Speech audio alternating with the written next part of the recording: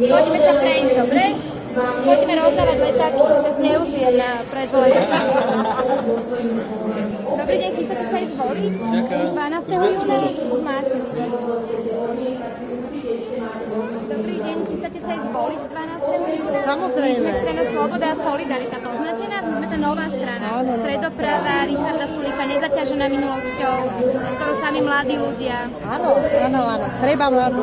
Výborné, to sa teším. Uvidíme. Hej, to nová politická strana Sloboda a Solidarita, iba si to pozrite, keď budete mať čas. Ďakujeme, dovidenia. Ale v celku, keď to môžem zhodnotiť, tak si myslím, že 80% reakcií je dobrých a ten zvýšok, no na to si musíme zvyknúť. Proste tí politici nie sú obľúbení. Lebo vlastne dnes povedať, že ja som politik, tak to je že hrozná nadávka. Ale teraz som už v takom švungu, že si musím dávať pozor doma, aby som proste zmenila ten slovník a prestala s tou agitáciou. Chalani, povedzte niečo múdre. Povedz niečo o mame. Povedz, že vyhrám. My sme boli, že v mestách, my sme vlastne v každom nejakom väčšom okresnom meste, ale čo pipi? Balón. Kúpim ti balón, ja som jej slúbila balón. Bude aj balón ľudí. Ale my tam ideme cez dediny a v každej dedine navštívime proste všetky krčmy a tam sa rozprávame s ľuďmi a snažíme sa teraz propagovať ten náš program a ľuďom sa to strašne páči. Naozaj, že veľmi dobre nás príjmajú a čo sa veľmi čudujem, že nás príjmajú starší ľudia.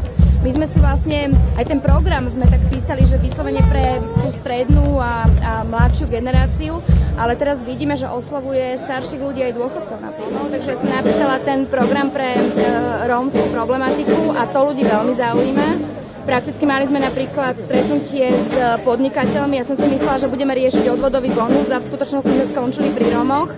A to príjmajú veľmi dobre. Naozaj, že veľmi dobre majú pocit, že ten program je konkrétny, vyvážený, že aj dávame, ale aj strážime a že naozaj nám ide o tú rovnosť.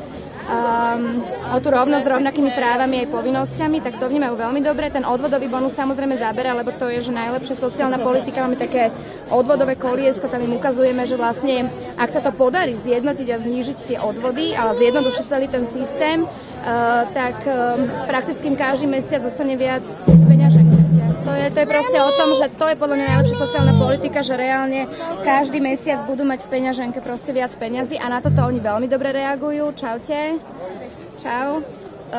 Takže znie to určite lepšie ako nejaké také všeobjímajúce frázy o budovaní sociálneho štátu. Si bývalá novinárka, teraz si politička. Dávaš si pri svojich vyjadreniach pozor, aby ti to o pár rokov niekto nezrátal, že toto si slúbila, alebo vlastne dávaš si pozor na to, čo slúbiš? Dávam si na to veľký pozor. Vôbec celý ten náš program je o tom, že my nesľubujeme vlastne nereálne veci. My sme to prepočítali, aký bude dosah všetkých tých opatrení na štátny rozpočet a ten dosah je prakticky nulový, respektíve plusové hodnoty nám vychádzajú.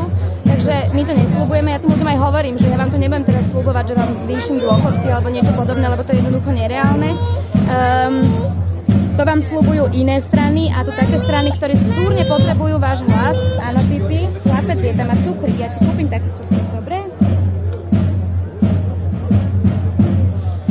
No, takže ja im hovorím, že my vám nebudeme sľubovať nesplniteľné, lebo vlastne tí, čo vám to sľubujú, tí súrne potrebujú váš hlas, aby získali poslaneckú imunitu, lebo to boli 20 rokov a 20 rokov krádli a oni sa potrebujú za niečo schovať, kdežto my to nepotrebujeme. Toto na ľudí veľmi zaberá a ja každému vlastne dám aj svoju vizitku, kde je moje telefónne číslo, aj mailová adresa a doslova im hovorím, že počúvajte ma pozorne, čo vám teraz hovorím a keď o 4 roky prídem, alebo aj neprídem, to je jedno, vy ma vyhľadajte a skúste ma odkontrolovať, koľko som z toho splnila, čo som vám tu teraz nasľubovala.